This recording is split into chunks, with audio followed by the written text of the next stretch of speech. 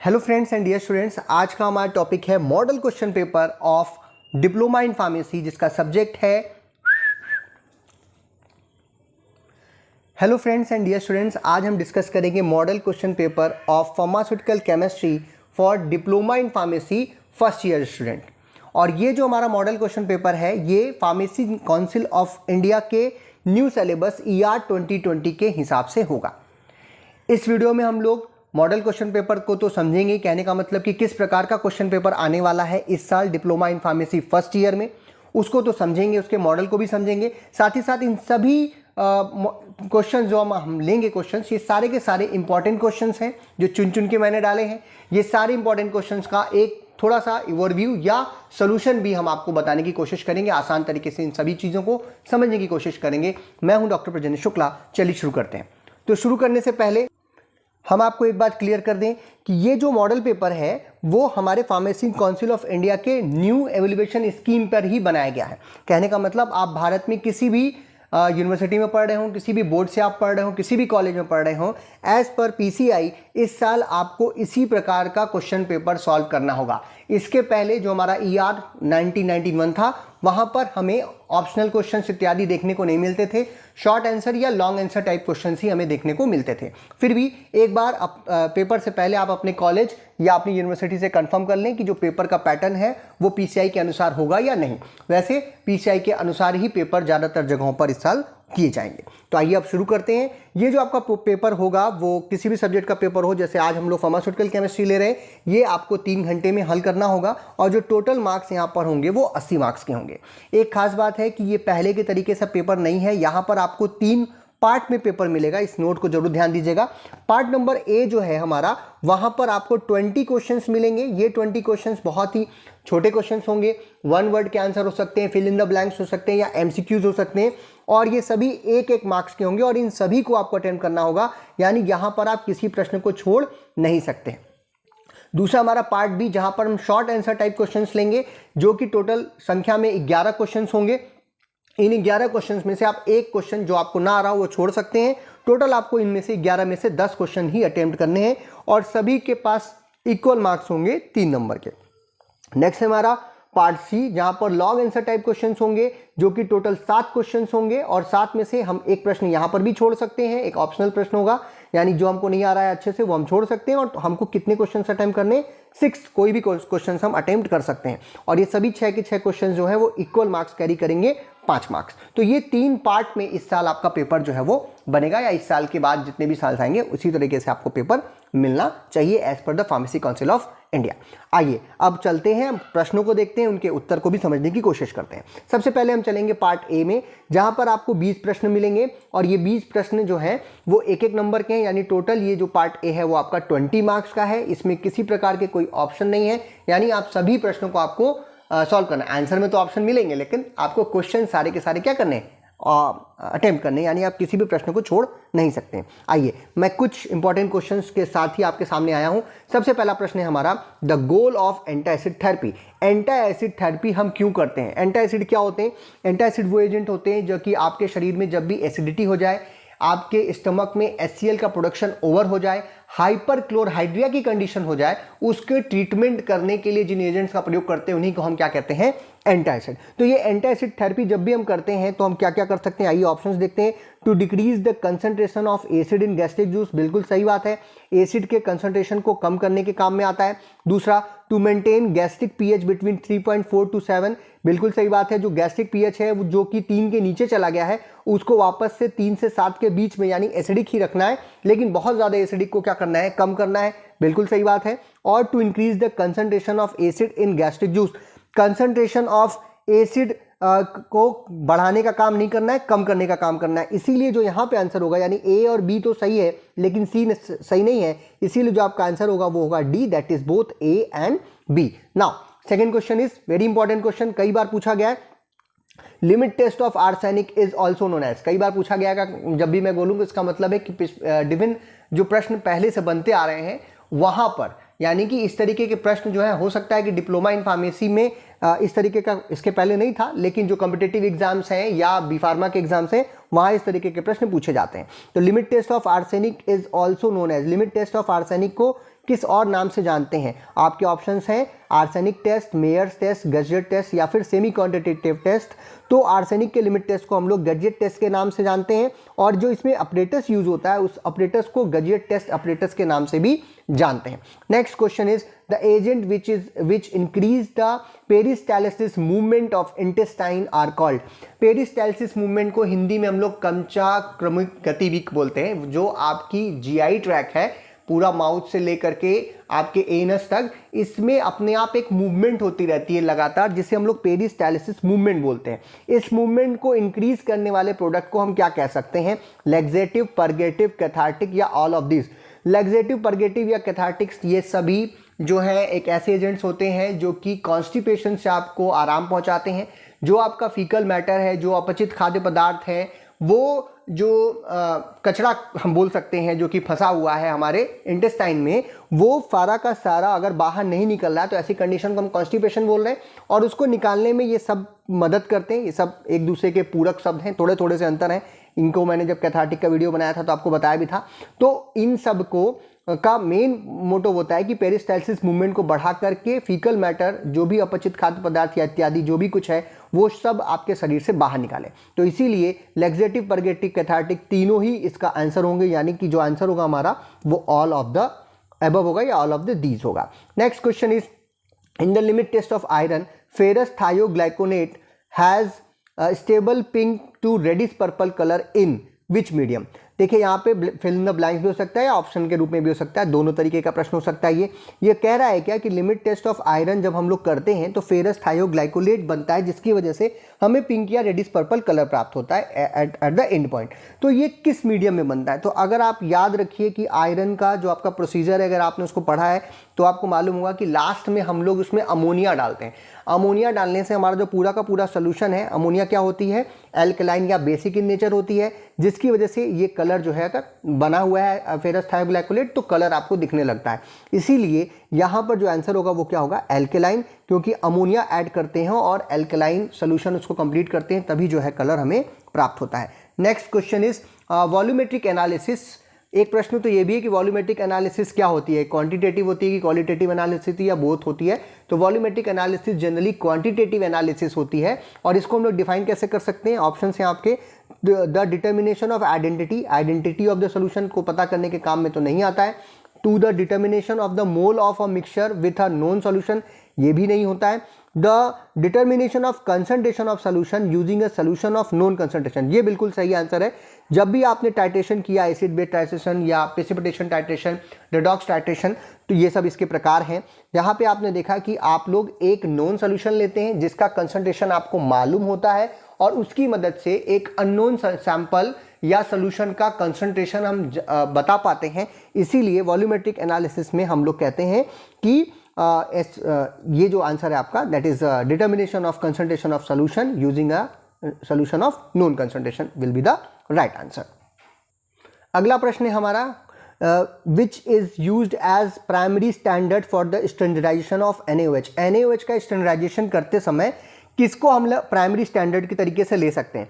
देखिए primary standard की जो परिभाषा है नॉर्मली, उसमें हम लोग देखते हैं कि ऐसा कंपाउंड होना चाहिए जो कि पूरी तरीके से प्योर हो, जो कि वाटर का कंटेंट जिसमें बिल्कुल ना हो, ऐसी चीज़ों को हम लोग प्राइमरी स्टैंडर्ड के रूप में लेते हैं। NaOH का जब हम लोग स्टैंडर्डाइजेशन करते हैं तो जनरली हम लोग oxalic acid as a primary standard लेते हैं, लेकिन आपके ऑप्शंस में वो नहीं है। दूसरा जो हम लोग ले सकते हैं ऑक्सैलिक एसिड के अलावा वो है पोटेशियम डाइक्रोमेट, क्योंकि ये भी एक प्योर कंपाउंड होता है और इसमें वाटर का कंटेंट बिल्कुल भी नहीं है इन तीनों की अपेक्षा। इसीलिए यहाँ पर जो राइट आंसर है वो है पोटेशियम डाइक्रोमेट। इसी प्रश्न में अगर आपको ऑक्सैलिक एसिड मिल जाता है ऑप्शन में तो आप ऑक्सैलिक एसिड भी लिख सकते हैं, वो भी राइट आंसर, यानी ऑक्सैलिक एसिड हो या पोटेशियम डाइक्रोमेट, दोनों ही स्टैंडर्डाइजेशन के में यूज होते हैं NaOH के। Next question is phenolphthalein has a pH range of. Phenolphthalein एक इंडिकेटर है जो कि एसिड बेस टाइट्रेशन में हम लोग यूज करते हैं और एक pH रेंज में ये अपना कलर जो है वो चेंज करती है जनरली। और इसका जो pH रेंज है वो होता है थोड़ा सा बेसिक, ये सारे के सारे आपको एसिडिक दिख रहे हैं, थोड़ा सा एक्स्ट्रा बेसिक, जैसे कि एसिड से बेस जा रहा है, ये एसिडिक है, ये एसिडिक है। तो ऑप्शन हमारा क्या हिसाब से सही है? ये वाला 8 से 11 के बीच में pH रेंज होती है एग्जैक्टली। तो थोड़ा सा टिल्टेड होती है, लेकिन जो ऑप्शन है हमारा 8.3 से 11 ये क्या हो जाएगा, हमारा सही आंसर हो जाएगा। Next question is the degree of agreement between measured value and accepted true value. देखिए आपका ये कहने का मतलब क्या कह रहा है कि जो हमने मेजर किया, मान लीजिए हमने कोई टेस्ट किया और हमको जो मेजर वैल्यू मिली और जो हमने पहले से थ्योरी में पढ़ा था वो जो वैल्यू आनी चाहिए थी, अगर वही वैल्यू आ रही है तो उसको हम क्या कहेंगे, यानी जो हमने एक्सपेरिमेंटल वैल्यू पाई है और जो थ्योरेटिकल वैल्यू है अगर दोनों बराबर हो जाए तो उसको हम लोग, जैसे मान लीजिए आप कोई टैबलेट लेकर के आए, उस पर 500 mg लिखा था, आपने उसको मेजर किया और वो 500 mg ही मिली, इसका मतलब क्या है कि वो एक्यूरेट है, यानी जितना लिखा गया या जो एक्सेप्टेड वैल्यू है वही आपकी मेजर वैल्यू भी आ रही है, तो इस टर्म को हम क्या बोलते हैं, एक्यूरेसी। प्रिसीजन क्या होता है, प्रिसीजन वो होता है कि ये करेक्शनेस से कुछ लेना देना नहीं है, जब हम लोग सेम मेथड या सेम सीरीज ऑफ मैनेजमेंट लगातार कर रहे होते हैं, यानी एक जैसा ही टेस्ट हम लोग बार बार करें और जो रिजल्ट आए वो सेम आए, तो उसी को हम क्या कहते हैं, प्रिसीजन बोलते हैं। लेकिन जब एक्सेप्टेड वैल्यू जो ट्रू वैल्यू है उसके जैसा ही मेजर वैल्यू है तो उसे क्या कहते हैं, एक्यूरेसी बोलते हैं। Next one is sodium chloride is acid by. Sodium chloride का जो एसे है वो AgNO3 के साथ हम लोग कर सकते हैं, और इसमें चाहे मोहर्ट्स मेथड से करिए चाहे वोल्हार्ट्स मेथड से करिए, दोनों ही मेथड से इसको परफॉर्म किया जा सकता है। तो जो हमारा प्रश्न है, अगर सिर्फ मोहर होता तो हम मोहर लगा देते, अगर सिर्फ वोल्हार्ड होता तो वो वोल्हार्ड लगा देते, लेकिन इस प्रश्न में जो सी ऑप्शन है वो बोथ ए एंड बी है, यानी वोल्हार्ड्स मेथड और मोहर मेथड दोनों ही यहाँ पे प्रयुक्त किया जाता है, इसीलिए जो राइट आंसर होगा वो होगा C, that is both A and B. Next question is what is the role of ammonia in citric acid the limit test of iron. देखिए छोटे आंसर यानी शॉर्ट आंसर टाइप क्वेश्चंस भी यहाँ पे आ सकते हैं, तो हमने एक क्वेश्चन जैसे डाला यहाँ पे, तो अमोनिया और सिट्रिक एसिड का रोल क्या है लिमिट टेस्ट ऑफ आयरन में। तो लिमिट टेस्ट ऑफ आयरन जब हम करते हैं तो अमोनिया मैंने पहले बताया कि सोल्यूशन को एल्कलाइन करता है, जिससे आपको आयरन थायोग्लाइकोलेट के कलर चेंज होने में मदद मिलती है। दूसरा सिट्रिक एसिड, सिट्रिक एसिड जो है वो क्या करता है, प्रेसिपिटेशन ऑफ आयरन जो आयंस हैं उनको अमोनिया के साथ जुड़कर के उनका प्रेसिपिटेशन ना हो, इस प्रेसिपिटेशन को रोकने का काम सिट्रिक एसिड करती है, उनके साथ सॉल्युबल एक क्या नाम है आप कह सकते हैं कॉम्प्लेक्स बना करके, जो कि धीरे धीरे थायोग्लाइकोलिक एसिड को हमारे आयरन को ट्रांसफर करता है, तो सिट्रिक एसिड का ये काम है। Next question is differentiate between achlorhydria and hyperchlorhydria. अभी मैंने आपसे बताया एंटी एसिड हम लोग हाइपरक्लोरहाइड्रिया में यूज करते हैं। कंडीशन है आपके स्टमक में जो HCl सिक्रीट हो रहा है गैस्ट्रिक जूस में, अगर वो नॉर्मल वैल्यू से बहुत ज़्यादा सिक्रीट हो गया तो हाइपर मतलब ज़्यादा, क्लोरहाइड्रिया मतलब HCl, ज़्यादा HCl सिक्रीट होने की कंडीशन को हम हाइपरक्लोरहाइड्रिया के नाम से जानते हैं। और एक्लोरहाइड्रिया ये भी उसे लेना देना है, ए मतलब एब्सेंट, जब बिल्कुल भी HCl प्रोड्यूस नहीं होगा इस कंडीशन को हम कहेंगे एक्लोरहाइड्रिया। एक्लोरहाइड्रिया को ठीक करने के लिए हम लोग एसिडिफाइंग एजेंट यूज करते हैं और हाइपरक्लोरहाइड्रिया को ठीक करने के लिए हम लोग एंटासिड यूज करते हैं। दोनों ही एक दूसरे के अपोजिट हैं, यानी यहाँ पे बहुत सारा HCl हो गया और यहाँ पे बिल्कुल भी HCl उपलब्ध नहीं है। Next question is define haematinics with example. Haematinics वो एजेंट होते हैं आपके शरीर में आयरन चाहिए जो आपके ब्लड को बनाने में मदद करता है। सबको मालूम है हीमोग्लोबिन में आयरन चाहिए होता है, जिससे वो हीमोग्लोबिन बनता है, फिर उससे RCB या ब्लड बनती है। तो अगर आपके शरीर में हीम की कमी हो जाए या आयरन की कमी हो जाए तो उस कंडीशन को हम लोग कहते हैं एनीमिया, और उसको दूर करने के लिए जिन एजेंट्स को लेते हैं आयरन कंटेनिंग एजेंट्स, उन्हीं को हम लोग कहते हैं हिमेटेनिक्स। जैसे कि फेरस ग्लूकोनेट ले लिया आपने, फेरस सल्फेट ले लिया आपने, इस तरीके के जो एजेंट्स हैं वो सब क्या कहलाते हैं, हिमेटेनिक्स कहलाते हैं। नाम से बता रहा है हिमेटेनिक्स मतलब हीम कंटेनिंग कंपाउंड, हीम मतलब iron containing compounds. Next question is write the name of drug containing quinoline and catechol structure. इस तरीके के प्रश्न भी आते हैं कि आपका, क्योंकि कुछ ड्रग्स के स्ट्रक्चर भी आपको पढ़ने हैं, तो स्ट्रक्चर का मॉइटी कौन सा लगा हुआ है उसके बेसिस पे भी जो है काफ़ी सारे प्रश्न जो है वो पूछे जाते हैं। ठीक है, तो हमें सबको मालूम है कि जो क्यूनोलिन रिंग सिस्टम है वो जनरली हमें देखने को मिलता है एंटी मलेरियल एजेंट्स में, जैसे कि क्यूनिन में या क्लोरोक्वीन में, एमिडाक्वीन इत्यादि में। और कैटिकॉल जो होते हैं वो जनरली हमें देखने को मिलते हैं एडर्जिक ड्रग्स में या ऑटोनॉमिक नर्वस सिस्टम में जो ड्रग्स यूज होती हैं वहाँ पर, जैसे कि डोपामीन हो गया आपका, नॉरएपिनेफ्रिन हो गया या फिर इपिनेफ्रिन हो गया, ETC में ये स्ट्रक्चर आपको देखने को मिल सकता है। नेक्स्ट क्वेश्चन इज हिंदी अंग्रेजी मिक्स कर दिया। 4-amino 2-hydroxy benzoic acid is a chemical structure या केमिकल नेम ऑफ। देखिए ये जो स्ट्रक्चर है वो है सैलिसिलिक एसिड। जब 2 हाइड्रोक्सी बेंजोइक एसिड हो, यानी बेंजोइक एसिड हो OOH जो है बेंजीन रिंग के ऊपर लगाओ, उसके साथ एक OH लगाओ तो उसे हम लोग कहते हैं सैलिसिलिक एसिड, और उसके अगर फोर्थ पोजीशन पे अमीनो ग्रुप लग जाए तो उसे हम लोग कहते हैं पैरा अमीनो सैलिसिलिक एसिड, यानी कि पास जो है वो बहुत ही अच्छी ड्रग है जो कि ट्यूबरक्लोसिस में यूज़ की जाती है, आज भी यूज़ की जाती है। तो जो 4 अमीनो 2 हाइड्रोक्सी बेंजोइक एसिड जो इज द IUPAC नेम या chemical name of pass, that is para amino salicylic acid, short form में पास बोलते हैं, पास नाम से आपके सिलेबस में भी है। Next question is IUPAC name and the brand of sulfacetamide. Sulfacetamide का IUPAC नाम आपको बताना है और उसका ब्रांड नेम बताना है। तो जो ऑप्शंस आपके सामने दिख रहे हैं यहाँ पे, तो गुआनाडीन लिखा हुआ है, तो ये तो हो ही नहीं सकता, केवल यही एक है आपका, that is N4 amino phenyl sulfonyl acetamide, क्योंकि ये सल्फासीटामाइड है तो यहाँ पे एसिटामाइड ग्रुप है और सल्फोनिल ग्रुप होगा, तभी सल्फोनिल ग्रुप होगा, और सल्फोनिल ग्रुप के साथ 4 अमीनो फिनाइल ग्रुप भी होगा, तभी इसे हम लोग सल्फोनामाइड बोल सकते हैं। और ये सल्फोनामाइड क्लास की ही एक ड्रग है, इसीलिए इसका नाम जो है वो क्या होगा, N4 amino phenyl sulfonyl acetamide, और इसी का ब्रांड नेम है सुप्रासिड और लॉक्यूला, काफी फेमस ब्रांड्स हैं इसके। तो यहां पर ये क्या हो जाएगा, C will be the right answer. Next question जो कि मेरे हिसाब से बहुत इंपॉर्टेंट क्वेश्चन है, आपके पेपर में आना ही चाहिए, दैट इज, देखिए ऐसा है ऑप्शनल क्वेश्चंस में तो मैं नहीं कह सकता कि बहुत सारा बड़ा सिलेबस है, कुछ भी आ सकता है, लेकिन ये सभी इंपॉर्टेंट क्वेश्चंस हैं। एक दो और मैं आपके लिए बनाने की कोशिश करूंगा कि ये जो फर्स्ट पार्ट के क्वेश्चंस हैं वो आपको ज़्यादा से ज़्यादा मिल जाए, लेकिन पार्ट बी और पार्ट सी में जो क्वेश्चंस हैं वो सारे इंपॉर्टेंट हैं। तो चलिए ये भी एक important question, that is cotrimoxazole is a combination of, cotrimoxazole जो है वो ट्राईमिथोप्रिम और कोई भी सल्फोनामाइड जैसे सल्फामिथॉक्साजोल, जनरली सल्फामिथॉक्साजोल और ट्राईमिथोप्रिम का कॉम्बिनेशन ही कॉर्टिमॉक्साजोल कहलाता है। तो यहाँ पर एक सल्फोनामाइड जैसे सल्फामिथॉक्साजोल और ट्राईमिथोप्रिम आपस में ले लेंगे, और इस कॉम्बिनेशन के साथ हम ब्रॉड स्पेक्ट्रम एंटीबायोटिक प्रोड्यूस करते हैं। ढेर सारे प्रकार के आपके जो इन्फेक्शंस हैं उनके ट्रीटमेंट में इस ड्रग का प्रयोग किया जाता है, आज भी किया जाता है। Next question is amphotericin B and antifungal agent, काफ़ी फेमस हुआ था अभी कोरोना काल में एम्फोटेरिसिन बी। तो ये एम्फोटेरिसिन बी जो है एक एंटीफंगल एजेंट है, पहला तो यही एक प्रश्न हो सकता है, वो आपको मालूम है, और it is produce from the stain, क्योंकि ये एक एंटीबायोटिक है, और ये जो एंटीबायोटिक है वो एंटीफंगल एक्टिविटी तो शो करती है, लेकिन एंटीबायोटिक वो एजेंट होते हैं जो कि किसी दूसरे लिविंग ऑर्गेनिज्म से प्राप्त किए जाते हैं। तो ये भी एक स्ट्रेप्टोमाइसिस क्लास के जो माइक्रोब्स हैं उनसे प्राप्त किया जाता है, और इसे हम लोग स्ट्रेप्टोमाइसिस नोडोसस से ही प्राप्त करते हैं, काफ़ी फेमस है ये, स्ट्रेप्टोमाइसिस नोडोसस से प्राप्त करते हैं किसको, एम्फोटेरिसिन बी को। तो आंसर क्या हो जाएगा हमारा, D. Next question is therapeutic uses of drug diazepam.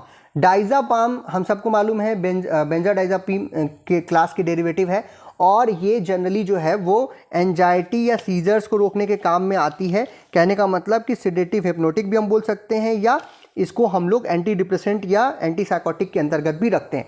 तो ये जो ड्रग है, या एंटी कन्वल्सेंट के अंदर, तो ये जो ड्रग है वो treatment of acute alcohol withdrawal, बिल्कुल सही बात है कि कोई व्यक्ति बहुत सारा शराब पी रहा था, उसका शराब पीना बंद करवा दीजिए, तो उसमें जो प्रॉब्लम्स आती हैं उसको ठीक करने के लिए। सीजर्स यानी कन्वल्सन्स को, या किसी प्रकार के फेट्स या जो दौरे आ रहे हैं उनको रोकने के काम में आती है, और एंजाइटी को तो दूर करती ही है। इसीलिए यहाँ पे जो आंसर होगा वो होगा D, that is all of the above. Next question is हेलोपेरिडॉल। हेलोपेरिडॉल जो है वो भी आपकी एक एंटी साइकोटिक एजेंट है, और इस ड्रग में हमें जो स्ट्रक्चर देखने को मिलता है वो ब्यूटायरोफिनोन ग्रुप देखने को मिलता है। इसके ऊपर मैंने वीडियो पहले डिस्कस किया है, आप वहाँ पे डिटेल में देख सकते हैं। और ये क्लोरप्रोमाजीन जैसी ही ड्रग्स है, क्योंकि ये भी क्लोरप्रोमाजीन जो है वो भी हमारी एक काफ़ी इंपॉर्टेंट एंटी साइकोटिक एजेंट है। तो ठीक उसी तरीके से हमारा हेलोपेरिडॉल भी काम करता है, यानी ये दोनों बातें सही हैं। और अगर इसकी फिजिकल प्रॉपर्टीज़ की बात करें तो येलोइश कलर का होता है, ऑर्डरलेस होता है, एमॉर्फस पाउडर होता है, और वाटर में सॉल्युबल नहीं होता। यानी हेलोपेरिडॉल के बारे में ABC तीनों बातें सही हैं, इसीलिए हमारा जो आंसर होगा वो होगा D, that is all of the above. Last question of part 1 या part A is write the 2 brand names of paracetamol and furosemide. Brand name भी बहुत पूछता है डिप्लोमा में, और फार्मास्यूटिकल फॉर्मुलेशंस इत्यादि भी, तो उसको आपको तैयार रखना चाहिए। और यहाँ पे काफ़ी सिंपल है, कई बार पूछा गया है, तो जो हम देख सकते हैं पिछली बार जब ऑप्शनल पेपर आ रहा था ऑनलाइन तो उसमें भी ये प्रश्न 1-2 बार आया है, इसीलिए वहाँ से ये प्रश्न उठाया। इसका आंसर तो हम सबको मालूम है, पैरासीटामोल कोविड में हम सभी ने खाई, और उसमें जो सबसे बड़ा ब्रांड आपने लिया दैट इज़ डोलो ले लिया आपने, कल्पॉल ले लिया, क्रोसिन है, पैरासिप है, ढेर सारे पैरासीटामॉल्स के ब्रांड आते हैं। फ्यूरोसिमाइड जो है वो एक एंटी डायरेटिक एजेंट है, सॉरी डायरेटिक एजेंट है, एंटी नहीं डायरेटिक एजेंट है, और इसका जो ब्रांड नेम्स हैं वो फ्यूरसिक्स के नाम से आता है, लैसिक्स के नाम से आता है, काफ़ी फेमस ब्रांड है लैसिक्स, और टेबेमिड इत्यादि जो है वो हमारे फ्यूरोसिमाइड के कुछ ब्रांड नेम्स हैं। तो आप इस तरीके के प्रश्न भी आ सकते हैं, इनको भी आप जरूर तैयार करें। आइए अब चलते हैं, पार्ट ए तो खत्म हो गया, काफ़ी बड़ा था, 20 प्रश्न थे। अब आगे बढ़ते हैं और पार्ट बी की तरफ चलते हैं। पार्ट बी में आपको 11 क्वेश्चंस मिलेंगे और उसमें से आपको कोई भी 10 जो आपको 10 आ रहे हो वो 10 आपको क्या करने, सेलेक्ट करने और उनको आपको आंसर करना है। जो अच्छे से आ रहे हो आप उनको करिएगा, और प्रत्येक प्रश्न जो है वो 3 नंबर का है। तो पहला पार्ट जो था वो 20 मार्क्स का था, ये वाला पार्ट कितने मार्क्स का हो जाएगा हमारा, 30 मार्क्स का। लास्ट पार्ट भी 30 मार्क्स का, टोटल 80, 30 प्लस 20 इक्वल टू 80। चलिए अब प्रश्न लेते हैं। सबसे पहला हमारा प्रश्न है, एक्सप्लेन एक्यूरेसी एंड प्रिसीजन। अभी हमने आपको बताया कि एक्यूरेसी वो टर्म है जहां पर एक ही टेस्ट को एक ही जैसे क्या नाम है एक्सपेरिमेंट्स के साथ और एक ही क्वांटिटी में अगर हम एक से ज़्यादा बार करें और बार बार हमें सेम रिजल्ट आए तो उसे हम लोग कहते हैं प्रिसीजन।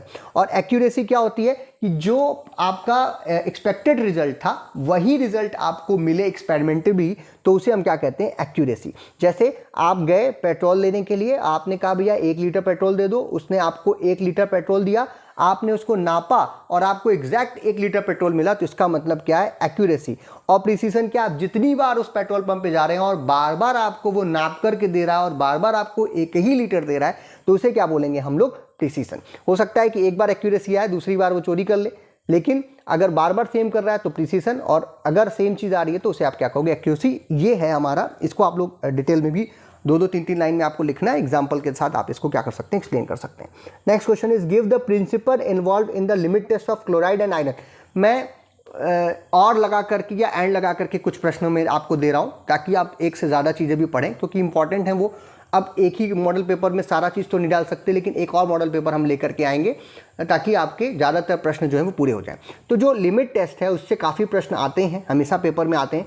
क्लोराइड का लिमिट टेस्ट हम सभी को मालूम है कि जब हम लोग AgNO3 यानी सिल्वर नाइट्रेट के साथ अपने सैंपल का रिएक्शन करते हैं नाइट्रिक एसिड के प्रेजेंस में, अगर वहाँ पे क्लोराइड होंगे तो ये AgCl में से जो AgNO3 से जो Ag निकलेगा यानी कि सिल्वर आयन निकलेंगे, वो क्लोराइड के साथ जुड़ जाएंगे और AgCl प्रेसिपिटेट का फॉर्मेशन हो जाएगा। और अगर AgCl का प्रेसिपिटेट बनता है तो आपके सोल्यूशन में टर्बिडिटी या ऑप्लेसेंस प्रोड्यूस होगी, दूधिया प्रोड्यूस होगा, जिसकी वजह से आप उसका कंपेयर करेंगे स्टैंडर्ड के साथ और आपको पता चल जाएगा this is the principle of chloride. Iron में भी लगभग सेम चीज़ करते हैं, बस प्रेसिपिटेशन की जगह यहाँ पे कलर प्रोड्यूस होता है। थायोग्लाइकोलिक एसिड को सिट्रिक एसिड के साथ लेकर के सैंपल में हम लोग डालते हैं, रिएक्शन कराते हैं, तो आयरन थायोग्लाइकोलेट बनता है। अगर आयरन होगा तो वहाँ पे आयरन थायोग्लाइकोलेट बनेगा in the presence of ammonia solution, और जो कि आपको पिंक कलर देगा, पिंक या रेडिश पर्पल कलर देगा, और इसको हम लोगों को स्टैंडर्ड के साथ कंपेयर करना होता है। अगर कलर जो है वो ज़्यादा प्रोड्यूस हो रहा है स्टैंडर्ड से तो सैंपल फेल है, कम प्रोड्यूस हो रहा है तो पास है। This is the test principle of the iron. इन सभी को मैंने डिटेल में वीडियोज़ बना रखे हैं, वो आप वहाँ से देख सकते हैं। Next question is, give the principle and limitations of the Mohr's method. देखिए जो मोहर्स मैथड है वो हम लोग यूज़ करते हैं AgNO3 के साथ, हम लोग यहाँ पे यूज़ करते हैं प्रेसिपिटेशन, क्या नाम है आपका, एजिथ्रोमेट्रिक टाइट्रेशन का एक पार्ट है। और यहाँ पर हम लोग जो सिल्वर, इसका जो प्रिंसिपल है उसमें ये है कि जो सिल्वर आयन है वो एज अ टाइट्रेंट यहाँ पे यूज़ होता है, क्लोमेट आयन जो है वो एज ए इंडिकेटर यहाँ पे यूज़ होते हैं। और जनरली ये मेथड जो है हैलाइड्स जैसे कि ब्रोमीन, आयोडीन, साइनाइड इत्यादि के एस्टिमेशन या इनके टाइट्रेशन में हम इनका प्रयोग करते हैं। एक और खास बात है कि यहाँ पर भी जब सेम चीज़ होगी, जैसे क्लोराइड का लिमिट टेस्ट था बिल्कुल वैसा ही यहाँ पे मोहर्स मेथड में भी है।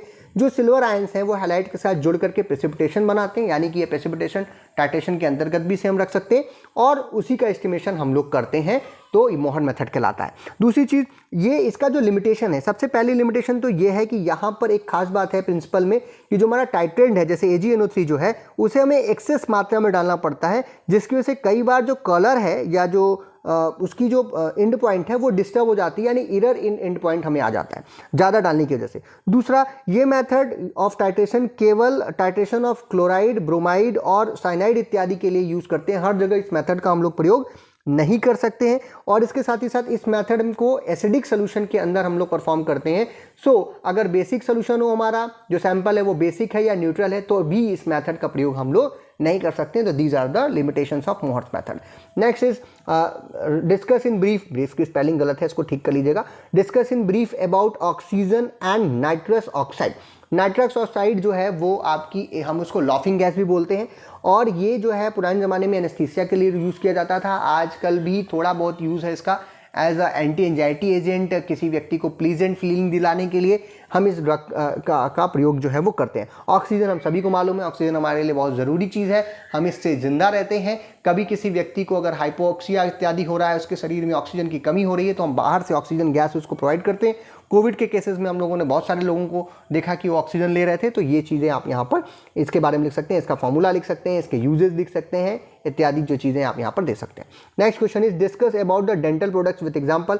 डेंटल प्रोडक्ट्स ऐसा है, हम सभी ने रोज यूज़ करते हैं। डेंटल प्रोडक्ट वो प्रोडक्ट होते हैं जो कि दांतों की सुरक्षा, दांतों की मजबूती के लिए हम लोग यूज़ करते हैं, जैसे कि डेंटिफाइसेस, जिसके अंदर डिफरेंट चीज़ें पड़ी होती हैं, जैसे कि आपका कुछ लोगों को सेंसिटिविटी है तो डिसेंसिटाइजिंग एजेंट डालते हैं हम लोग, एंटी कैरीज एजेंट डालते हैं जैसे NaF, सोडियम फ्लोराइड इत्यादि।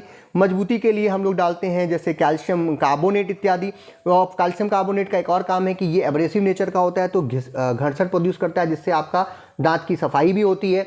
ये सभी क्या हैं, डेंटल प्रोडक्ट्स हैं, और इनका यूजेज और इनके एग्जांपल्स में आपके सिलेबस में जो डेंटल प्रोडक्ट्स हैं, मैंने देखा तो नहीं, अभी देख ले रहा हूँ। हाँ, दैट इज सोडियम फ्लोराइड भी आपके सिलेबस में, कैल्शियम कार्बोनेट है आपके सिलेबस में। ये सब चीज़ें जो है आप यहाँ पर एग्जाम्पल में दे सकते हैं। Next is right a note on antacid और हिमेटेनिक्स। तो हिमेटेनिक्स मैंने आपको अभी स्टार्टिंग में ही बताया, और इसके जो एग्जांपल्स हैं, फेरस सल्फेट, फेरस फ्यूमरेट, आपका फेरस एस्कॉर्बेट, आपके फेरस क्या नाम है, ग्लूकोनेट, फेरिक अमोनियम सिट्रेट इत्यादि, ये इसके एग्जांपल है। जहाँ पे आयरन कंटेनिंग कंपाउंड्स हैं, हमारे ब्लड में जब आयरन की कमी हो रही है, हमारे शरीर के अंदर जब ब्लड की कमी हो रही है, अनीमिया हो रहा है, उस कंडीशन में यूज़ करते हैं। एंटासिड भी मैंने आपको स्टार्टिंग में ही बताया कि एंटासिड जो है वो एजेंट्स होते हैं जो कि हमारे शरीर में एसिडिटी बढ़ जाए, एसिड का प्रोडक्शन ज़्यादा हो जाए, हाइपरक्लोराइडिया की कंडीशन हो जाए, तो उस एसिड को, एक्स्ट्रा एसिड को न्यूट्रलाइज करने के लिए या उसको काउंटर एक्ट करने के लिए जो प्रोडक्ट हम देते हैं वो स्लाइटली बेसिक प्रोडक्ट्स होते हैं, और उन्हीं को हम क्या कहते हैं, एंटासिड बोलते हैं। एंटासिड के एग्जांपल हैं जैसे मैग्नीशियम हाइड्रोक्साइड है, सोडियम बाइकार्बोनेट है, कैल्शियम कार्बोनेट है, एल्युमिनियम हाइड्रोक्साइड जेल है, ETC जो प्रोडक्ट्स हैं वो सब हमारे एंटासिड्स के अंतर्गत आते हैं। Next question is give the structure, property and uses of following. एक चीज़ याद रखिएगा, इसमें आपको पेपर में एक ही ड्रग मिलेगा, मैंने 3 लिख दिया है जो इंपॉर्टेंट मुझे लग रहे थे। जैसे कि सबसे पहला है, आपको स्ट्रक्चर, प्रॉपर्टी एंड यूजेज बताना है प्रोपेनोलॉल का। प्रोपेनोलॉल हम सभी को मालूम है कि एक ये जो ड्रग है वो एडर्जिक एंटागोनिस्ट के अंतर्गत आती है, और हाई ब्लड प्रेशर या अरेदमिया, कार्डियक अरेदमिया या कार्डियक कंडीशंस में जो हार्ट से रिलेटेड प्रॉब्लम्स हैं उनमें हम लोग इसका प्रयोग करते हैं। जैसे स्ट्रोक है, किसी को एंजाइना का पेन हो रहा है, एंजाइना पेक्टोरिस, जिसमें हार्ट ब्लॉकेज की वजह से दर्द शुरू हो जाता है हार्ट में, इन सभी चीज़ों के ट्रीटमेंट में इसका प्रयोग जो है वो किया जाता है। स्ट्रक्चर की बात करें तो इसका स्ट्रक्चर आपको बनाना पड़ेगा। जनरली जो हमारी प्रोपेनोलॉल होती है वो नैप्थोलॉल डेरिवेटिव होता है, और एक प्रोपेनॉल जो है वो मोइटी यहाँ पर लगी होती है। तो ये आपका इसका स्ट्रक्चर हो गया। प्रॉपर्टी में आप देख सकते हैं कि इसकी जो है वो कलर, सुगंध इत्यादि ये सब चीज़ें बतानी होगी आपको। Next is क्लोरप्रोमाजिन। क्लोरप्रोमाजिन जो है वो एक एंटीसाइकोटिक एजेंट है, और इसका जो काम है कि वो साइकोसिस में मदद करती है। जब कोई व्यक्ति का जो मेंटल स्टेटस है वो अगर ठीक ना हो, उसको ठीक करने के लिए, एंजाइटी को दूर करने के लिए, एंटीमेटिक यानी कि आपका कह सकते हैं आप उल्टी इत्यादि किसी को आ रही है तो उसको रोकने के लिए भी इसका प्रयोग करते हैं हम लोग। और यहाँ पर जो स्ट्रक्चर है वो फिनोथायाजीन से रिलेटेड है। फिनोथायाजीन जो है यहाँ पर हमको स्ट्रक्चर देखने को मिला, 3 रिंग सिस्टम, जिसमें बीच वाली रिंग में आपको सल्फर और नाइट्रोजन देखने को मिलता है, नाइट्रोजन के साथ एक साइड चेन भी मिलती है। नेक्स्ट इमिप्रामीन। इमिप्रामीन जो है वो एक एंटी डिप्रेसेंट एजेंट है, और हम कह सकते हैं कि ये ट्राईसाइक्लिक एंटी डिप्रेसेंट एजेंट है, क्योंकि यहाँ पर एक ट्राईसाइक्लिक डाइबेंजोजेपिन रिंग जो है वो यहाँ पर देखने को मिलती है। ये भी जो ड्रग है, क्योंकि ये एंटी डिप्रेसेंट ड्रग है तो डिप्रेशन को दूर करने के काम में आती है, एंजाइटी इत्यादि को दूर करने के काम में आती है, और पैनिक डिसऑर्डर जो है उनको भी ठीक करने के काम में ये ड्रग जो है वो आती है। Next question is give the structure, properties and uses of following. Neostigmine. Neostigmine जो है वो कोलिन स्टेरेज इनहिबिटर के अंतर्गत आती है और इसका जो बेसिक काम है वो है न्यूरोमस्कुलर डिसऑर्डर्स जो हैं उनको ठीक करती है, जैसे कि आप कह सकते हैं माइस्थीनिया ग्रेविस। माइस्थीनिया ग्रेविस में सूजन इत्यादि हो जाती है चेहरे पे या मस्कुलर जंक्शन इत्यादि पर दिक्कत होती है, पेन होता है, दर्द होता है, उसको माइस्थीनिया ग्रेविस कहते हैं। उसके इलाज में हम लोग इसका प्रयोग करते हैं और यहाँ पर जो स्ट्रक्चर हमें देखने को मिलता है वो ट्राईमिथाइल बेंजामेनियम आयन के रूप में इसका स्ट्रक्चर जो वो देखने को मिलता है। तो स्ट्रक्चर आपको बनाना है, प्रॉपर्टीज देनी है और यूजेस देना है। नेक्स्ट क्वेश्चन इज फ्लोरोयूरासिल का स्ट्रक्चर, प्रॉपर्टी एंड यूजेस। तो फ्लोरोयूरासिल जो है वो एक आप कह सकते हो एंटी कैंसर एजेंट है, या सिंपल हम कह सकते हैं साइटोटॉक्सिक एजेंट है, जो कि कैंसर ट्रीटमेंट जैसे कि ब्रेस्ट कैंसर है या डिफरेंट प्रकार के जो कैंसर्स हैं उनके इलाज में इसका प्रयोग हम लोग इलाज में इसका प्रयोग करते हैं। और यहाँ पर पायरिमिडीन रिंग देखने को मिलती है अगर स्ट्रक्चर की बात करें, और उसके 5th पोजीशन पे फ्लोरो ग्रुप देखने को मिलता है। साथ ही साथ पायरिमिडीन रिंग के दूसरे और चौथे नंबर पे हमें यहाँ पर कीटोन ग्रुप भी देखने को मिलता है। तो हम कह सकते हैं 5 फ्लोरो पायरिमिडीन 2,4 डाइओन स्ट्रक्चर यहाँ पर देखने को मिलता है। एक है हमारा डैप्सोन, अगली क्लास की जो ये एक सल्फोनामाइड क्लास की ड्रग है, या आप कह सकते हैं यहाँ पर जो ये सल्फोनाइल डाइलेमिल के सल्फोनामाइड तो नहीं कहेंगे इसको, हम लोग कह सकते हैं नाम इसका भले ही सल्फोनामाइड जैसा, लेकिन सल्फोनामाइड नहीं है ये सल्फोनाइल डाई एनिलीन, यानी 2 ग्रुप है। सल्फोनाइल ग्रुप है S double bond O F double bond O, और दोनों तरफ जो है एनिलीन यानी बेंजीन रिंग और इसके ऊपर अमीनो ग्रुप NH2 ग्रुप अगर लगा हो 2 तरफ, तो उसे हम क्या कहते हैं, डैप्सोन का स्ट्रक्चर वो बन जाता है। सिंपल सा स्ट्रक्चर है इस ड्रग का। और ये एक एंटीबायोटिक क्लास की ड्रग है जो कि जनरली यूज की जाती है निमोनिया के कंडीशंस में, या फिर लेप्रोसी, एंटी लेप्रोटिक एजेंट है। लेप्रोसी के इलाज में बहुत ही अच्छे तरीके से इसका प्रयोग होता है, आज भी होता है।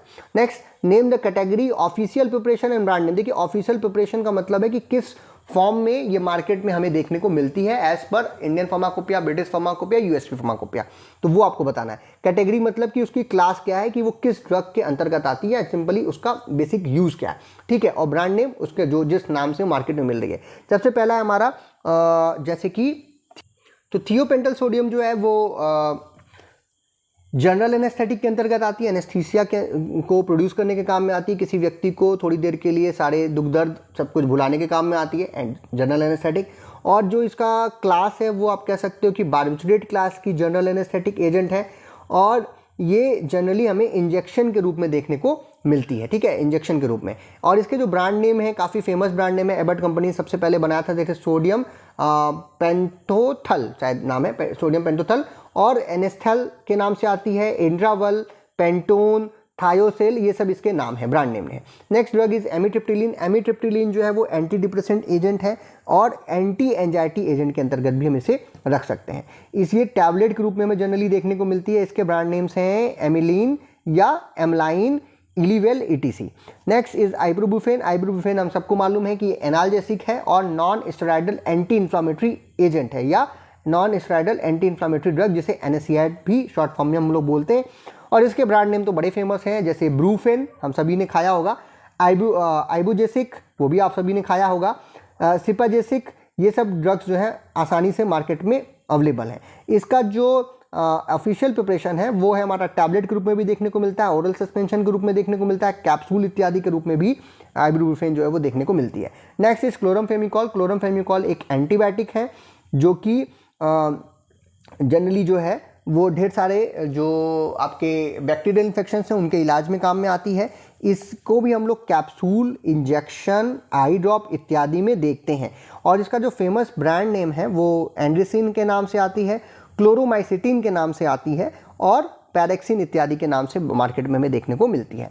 Next question is give the introduction and classification with examples of diuretic and anti tubercular agent. Diuretic वो एजेंट्स होते हैं जो कि यूरिन के प्रोडक्शन को बढ़ाने के काम में आते हैं, और आपके जो सिलेबस के जो एग्जांपल्स हैं वो आप यहाँ पे दे सकते हैं, क्लासिफिकेशन भी दे दीजिएगा। थोड़ा सा डिटेल वीडियो थोड़ा बड़ा हो रहा है, इसको हम लोग डिस्कस भी करेंगे आगे से, अलग से वीडियो में डिस्कस कर चुके हैं हम पहले भी, वहाँ से आप देख सकते हैं। दैट इज एस्टाजोलामाइड है, जैसे फ्रूसेमाइड है, हमारा क्लोरालिडोन है, और इस तरीके की और भी ड्रग्स हैं जैसे कि बेंजाथाइजिड है, या फिर स्पायरोलैक्टोन इत्यादि जो है वो डाययूरेटिक्स के अंतर्गत आते हैं। नेक्स्ट इज हमारा anti tubercular agent. Anti tubercular agent वो होते हैं जो कि टीबी के इलाज में यूज़ करे जाते हैं, जो आपका बैक्टीरियल डिसीज़ है। और ट्यूबरकुलर जो ड्रग्स हैं वो लंबे समय तक के ली जाती हैं। जैसे कुछ एग्जांपल अभी स्टार्टिंग में एक प्रश्न में आया था, पास, दैट इज़ पैरामिनोसैलिसिलिक एसिड, आपका इथाम्ब्यूटॉल है, रिफेम्पिसिन है और पायरानिनामाइड है इत्यादि जो है वो एंटी ट्यूबरकुलर एजेंट के अंतर्गत आते हैं। इसमें जो क्लासिफिकेशन होगा वो आपका first generation, second generation, third generation, इस तरीके से इसका क्लासिफिकेशन भी हम लोग कर सकते हैं। Last question of part B is give the introduction classification example of anti depressant and adrenergic antagonist. तो आपका एडर्जिक एंटागोनिस्ट जो है वो तो हम लोग अभी वीडियोज बना ही रहे थे, उसका बनाने वाले हैं, पहले भी बना रखा है मेडिसिनल केमिस्ट्री में।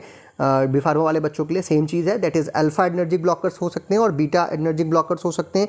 अल्फा एडर्जिक ब्लॉकर्स के एग्जांपल हैं जैसे कि पेंटोलामाइन है हमारा, टोलाजोसिन है, प्राजोसिन है ETC। और बीटा एडर्जिक ब्लॉकर्स के एग्जांपल में जो भी हम लोग स्टार्टिंग में एक ड्रग ले रहे थे दैट इज़ प्रोपेनोलॉल है हमारा, एटेनोलॉल है या कार्बेडाइल है, ETC जो है वो आपके एडर्जिक बीटा एडर्जिक एंटागोनिस्ट के अंतर्गत आते हैं। एंटी डिप्रेसेंट में भी काफ़ी सारा हम लोगों ने क्लासिफिकेशन इत्यादि वीडियो में आपको बताया, जैसे ट्राइसाइक्लिक एंटी डिप्रेसेंट ETC, तो उसके भी एग्जांपल्स एमिट्रिप्टिलीन है हमारा, इमिप्रामीन है, फ्लॉक्सिटीन है, आपका डोलोक्सिटीन है ETC। ये सब जो एग्जांपल्स हैं इन सभी को डिटेल में हमने पहले वीडियो बना रखा है, वहाँ से आप इसको देख सकते हैं। तो ये हो गए आपके पार्ट बी, जहाँ पर आपके क्वेश्चंस हैं 11, जिसमें से आपको 10 कोई भी प्रश्न आपको सॉल्व करने हैं और उनके आंसर लिखने हैं। अब जो ड्रग मैंने थोड़ी सी बढ़ा दी है, एक एक आएगा लिखने के लिए, ये आप याद रखिएगा। बस जो इंपॉर्टेंट क्लास की ड्रग है वो हमने यहाँ पर यूज़ करने की कोशिश की है। आगे बढ़ते हैं पार्ट सी की तरफ, जहाँ पर आपको 7 प्रश्न देखने को मिलेंगे हमेशा as per the PCI rule, और उसमें से आपको 6 कोई भी प्रश्न करने, यानी आपको जो एक में से एक ना आ रहा हो उसको आप हटा सकते हैं। और ये सभी प्रश्न जो है वो 5 नंबर के होंगे, यानी कि आपका ये पार्ट बी जो है 30 मार्क्स का होगा। सबसे पहला प्रश्न जो है इसमें वो काफ़ी इंपॉर्टेंट प्रश्न है, बहुत बार पूछा गया है, बी फार्मा के एग्जाम में भी पूछा जाता है, आप लोग के भी पुराने एग्जाम्स में पूछा गया है, डिप्लोमा में जब फर्स्ट ईयर में IPC होती थी तब। That is what do you mean by impurities. Impurity से आप क्या समझते हैं और इनके सोर्सेज कौन कौन से हैं, इनका नाम बताना, और उनमें से कोई भी 2 को आपको एक्सप्लेन करना है with examples.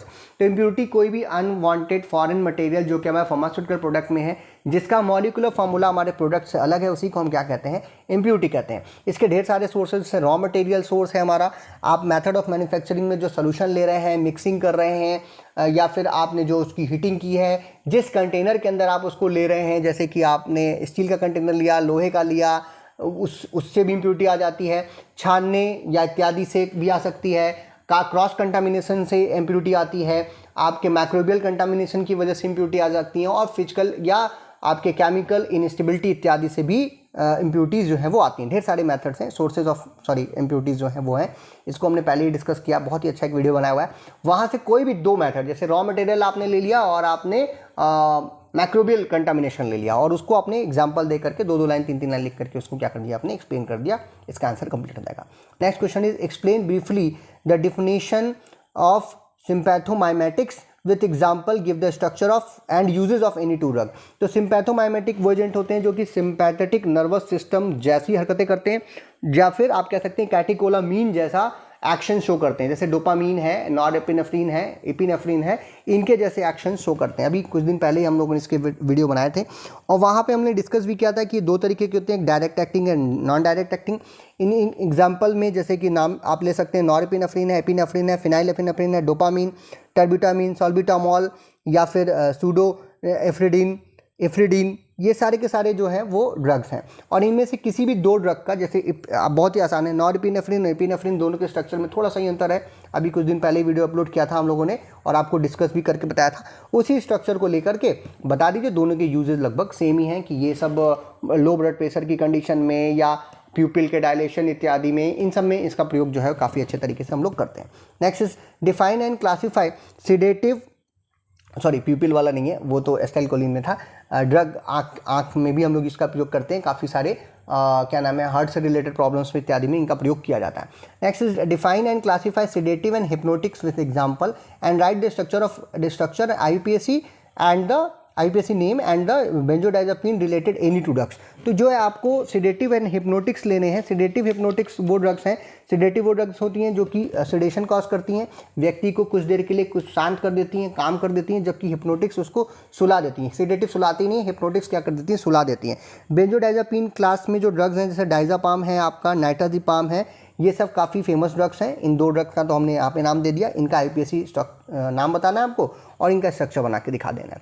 Next is define and classify antibiotic drugs. Antibiotic drugs जो हैं वो एक बड़ा क्लासिफिकेशन है, ये इसीलिए पेपर में बहुत पूछा जा सकता है।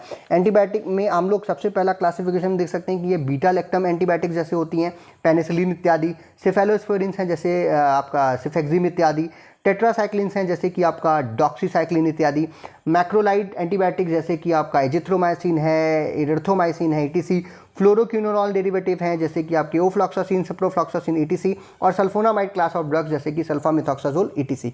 ये सब के सब क्या है, हमारे एंटीबायोटिक एजेंट्स हैं। इनका क्लासिफिकेशन एग्जाम्पल और इनमें से किसी भी 2 ड्रग को आप एक्सप्लेन कर सकते हैं, इनके स्ट्रक्चर, यूजेज इत्यादि बता करके। नेक्स्ट हमारा anti fungal agent. Anti fungal agent के भी लगभग 3-4 क्लासिफिकेशन होते हैं, जैसे कि एंटी मेटाबोलाइट एजेंट्स, जैसे कि आपका एग्जाम्पल हो सकता है उसमें फ्लूसाइटोसिन इत्यादि। नेक्स्ट इज एलाइल एमीन्स जैसे कि टर्बिनाफिन, बहुत ही अच्छा एंटी फंगल एजेंट है। एजोल डेरिवेटिव जैसे कि फ्लुकनाजोल, आपका इरिटोकोनाजोल, कीटोकोनाजोल, एटीसी, और उसमें भी एजोल में भी हम लोग टेट्राजोल और ट्राइजोल में उसको बांट सकते हैं। नेक्स्ट इज पॉलीइन एंटीबायोटिक्स जैसे कि एम्फोटेरिसिन बी इत्यादि। तो ये सब इसके एग्जाम्पल हो सकते हैं, इसमें से एक ही आएगा, 2 मैंने यहाँ लिख दिया, इन दोनों में से कोई भी जो आ रहा है उसके 2 एग्जाम्पल्स दे देना है, सब क्लासिफिकेशन दे देना है और कोई भी 2 ड्रग को एक्सप्लेन कर देना है। नेक्स्ट इज आपका 6th question is explain anti neoplastic agent. Anti neoplastic agent को हम लोग एंटीकेसन एजेंट भी बोलते हैं। इनका भी ढेर सारा क्लासिफिकेशन, इसमें एंटीबायोटिक्स यूज होती हैं, आपका नाइट्रोजन कंटेनिंग कंपाउंड्स होते हैं, इसमें